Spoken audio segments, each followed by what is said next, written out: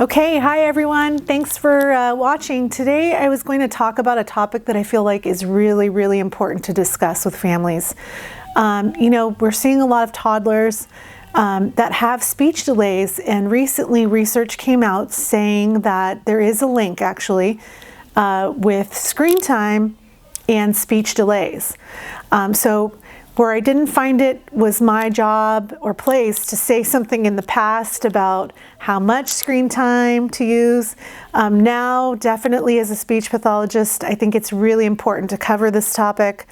And it's really essential for parents to have the information and to know why it's important, or to do things other than letting their children play with the iPad or the iPhone, and instead looking for more social opportunities and pretend play and, just the daily activities of playing is more important than screen. So, I wanted to start with kind of this experience that I had, and it's very common. I do hear some parents that mention that they're really proud of their child. When I go to an evaluation and they say, well, they're not saying much, many words, but you should see how they interact with an iPad or an iPhone. They know a lot more than me, and we're so proud of him. He's teaching me things about the iPhone. And I know that some parents look at it in a way as like a bragging right, or maybe they're the next Bill Gates, or some technologically savvy adult in the future with a great profession. But realistically, right now, it's getting in the way of socializing. It kind of sometimes gets in the way of learning, because a lot of times kids, when they're watching the phone, either watching a movie or playing with a game, they tend to tune parents out. And so when they tune parents out, they're missing opportunities to learn. And so those are the things that kind of go along with iPad and iPhone use.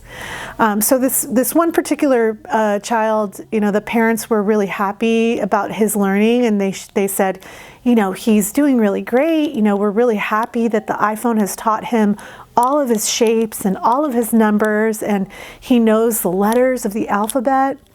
And I said, that's really great, but does he have a word for you? And then the parent said, no, they don't, he doesn't say mama, referring to me. He might play and say mama, mama, but he doesn't say mama to me. And I said, okay, well, how does he tell you he's hungry? And the mom said, well, he just kind of drags me to the kitchen by the hand, and then, he grunts and cries, and then I know he's hungry. And you can see right there's a big discrepancy between his ability to understand letters and numbers and shapes and colors and his ability to communicate everyday things. So definitely, the child was at risk because he was using so much iPad and iPhone use, of being really great at cognitive games that the apps share, but not really good at communication words that mean a lot and reduce frustration in a child.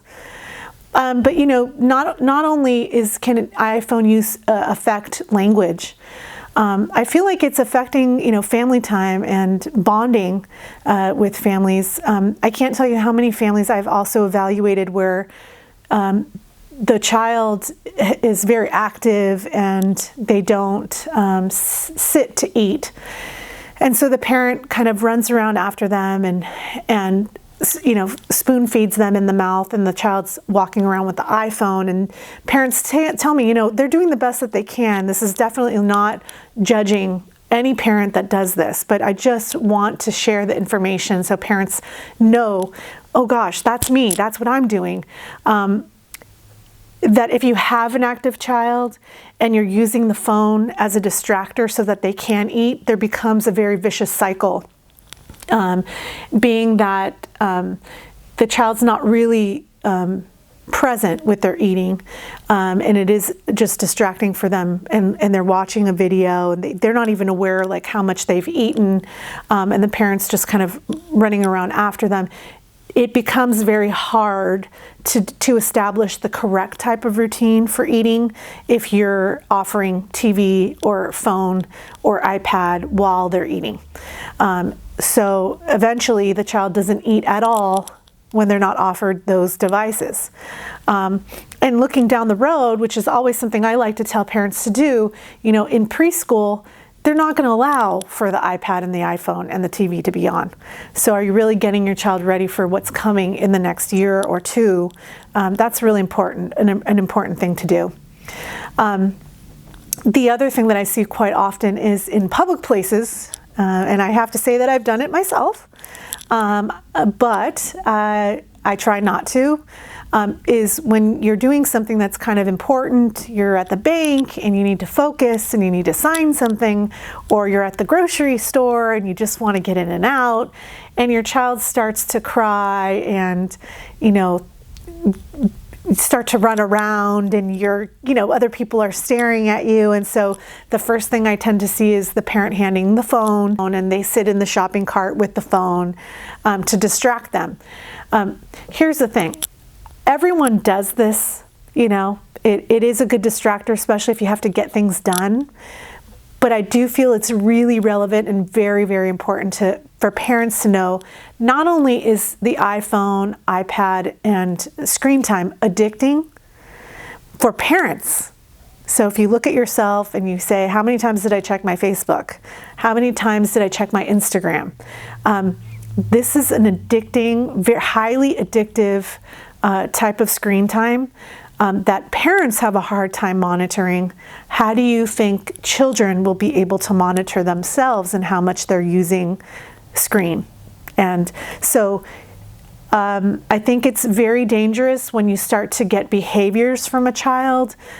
So whether the child starts to climb things because they know that the parent gets stressed out and then they'll offer the phone, or they start to scream in public places because the parent gets embarrassed and now they hand the phone to them. So kids are so savvy about knowing how to ask for the phone and iPad without using any words whatsoever. They start to see the relationships that occur really quickly. So, hey, you know what? The last time I climbed the table, my mom didn't like it and it stressed her out, so she handed me the phone. Or the last time she was on the phone and I started screaming, my mom immediately ran to the television and put a movie on for me so I would calm down.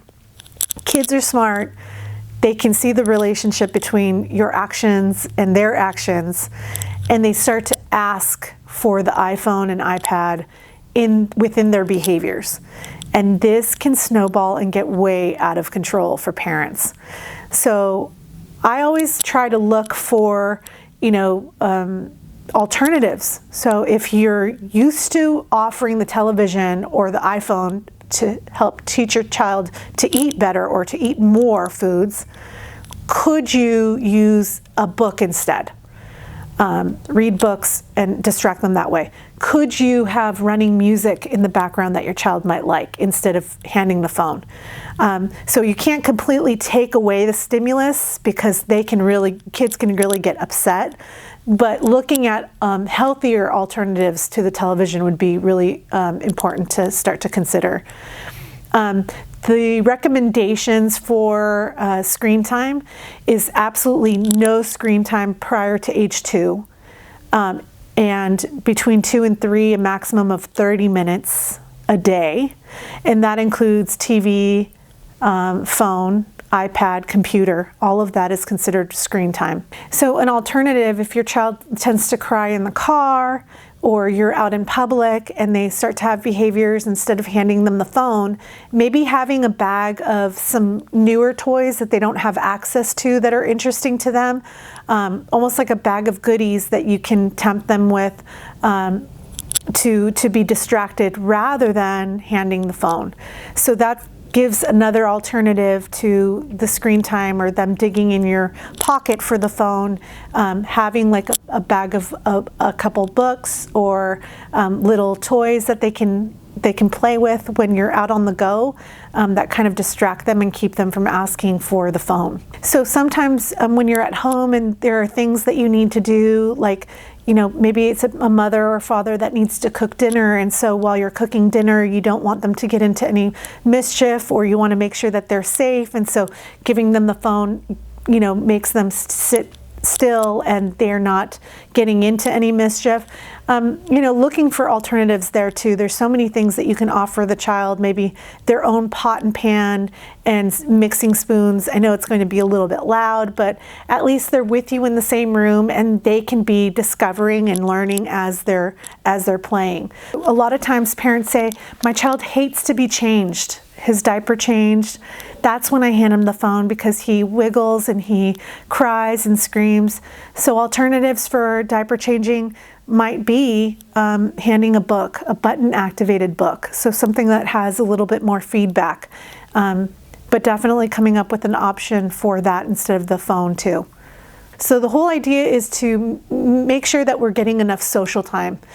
Kids definitely will, this era of children, this day and age of children, I feel like we will be having some difficulties with social interaction because even, teens, I have teenagers myself, when I see a group of teens getting together and everybody has their phone out and they're all checking their messaging and they're all texting each other. No one's really having face-to-face conversations anymore. Everyone's kind of, socializing via text and the telephone. It will be very few kids and adults, for that matter, in the future that will know actually how to socialize and have a real conversation, looking at people in the eye, asking questions, and things like that. So it is our responsibility, I feel like, as parents, to be proactive and know what's coming for the future, and allow our children to have those social skills that will help them get a better job, pass the interview, get accepted to college, all those things that are coming. They're not based necessarily all on a great essay. It's also meeting the person, the professors who at that time might be someone my age, who are looking for those social skills. How social, how savvy socially is this individual, and why would I want them to work for me, or why would I want them to come to my university? These are the things that will be helpful. So you can see over time, if a child's allowed to just spend lots and lots of time on a computer or screen time, that's all the opportunities that they missed interacting with their own family members or cousins and things like that. So, with screens, there is such a thing called passive screen time versus active screen time. So passive screen time would be when a child is receiving information from the television and they're not really doing anything with it. So the energy's coming in, and the child just kind of receives on this end and does nothing with it. So that's considered passive screen time. On the other hand, active screen time would be when a child's in front of a screen, but it's to discuss, to be on FaceTime with grandma. And so grandma's talking to the child over the screen, but the child has to react or is staring and says something back to them. So one has more of a social benefit than the other. Passive screen time, even having TV in the background, is considered passive screen time and screen time. So parents definitely say, well, I don't put on a movie for him. I only let him see 30 minutes of a show. But mom has the TV running throughout the day, just on. And so that's definitely considered screen time while it's on. But passive versus active, if there is one that's better than the other, it's definitely active, where the child's able to have a conversation or respond back to someone via FaceTime or Skype or whatever. So in my household, I don't know about your household, it is a major rule for our home, if we have visitors come, that there is no phone out for the children to be looking at. There's no TV. It's a time to socialize. So when we have someone, we make them feel special and we want to know who they are. So our house rule is there is no screen time while people are visiting our home. And so all of these kinds of rules about going out, about when they get distracted, when they get bored, when you're at the bank, when they're eating, you have to decide for your family what's going to be best for them. And if you feel like it's a little bit too much, then definitely coming up with a plan or an alternative for screen time will be really, really important. And that's why I felt like it was so relevant to create this video, is to actually inform parents of the dangers of iPhone, and just so for your own knowledge, that you're aware of what the dangers are, that it's highly addictive for young children, and also that it can really impact them socially and within their language skills, and just finding balance with it. So I'm not saying completely taking it away, but I feel like it's really something to monitor, and we are the adults that know best for our kids and what we want to see them, how we want to see them thrive. So the information in this video will be very helpful to parents to know of, if it's happening during certain routines of the day, what are some options and alternatives to those activities or routines. So my question is, are doctors really going over this, or whose responsibility is it to talk about this? So, toddlers and preschoolers, they're not really seeing anyone if they're not in a school environment.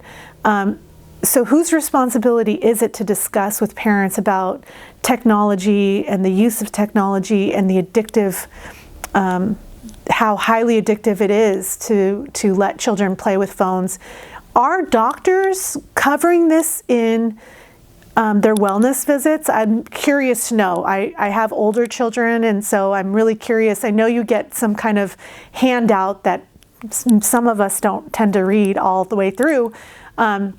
But I just would like to know, has anyone heard from a professional that this is addictive, and some ideas around it? I feel like we need to be more proactive, and someone needs to be sharing this information from a young age if this is what's happening to our families and to our young children. So thank you guys all for listening to our video today, and I hope that you found it informative. Please subscribe to our Speech Goals channel, Toddler Talks with Jasna, to get more information. We'll be talking about a lot of different topics around toddlers and preschoolers, language, and everyday types of things that you might be interested in. So please subscribe, and please leave a comment so we know what you're thinking below. Thank you.